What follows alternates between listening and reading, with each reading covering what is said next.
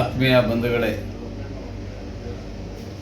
ಏನೋ ಮೊನ್ನೆ ರಾತ್ರಿ ದುರ್ಘಟನೆ ನನ್ನ ವಾಹನಕ್ಕೆ ನಡೀತು.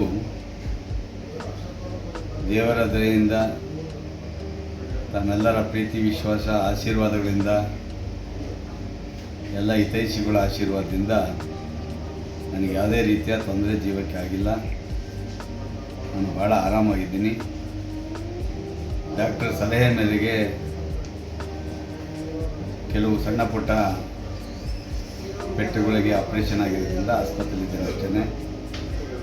ಸದ್ಯದಲ್ಲೇ ನಾಳೆ ನಡೆದ ಡಿಸ್ಚಾರ್ಜ್ ಆಗ್ತೀನಿ. ಸದ್ಯದಲ್ಲೇ ಕ್ಷೇತ್ರಕ್ಕೆ ಬಂದು ತಮ್ಮನ್ನೆಲ್ಲ ಭೇಟಿ ಮಾಡ್ತಕ್ಕಂಥ ಕೆಲಸ ಮಾಡ್ತೀನಿ.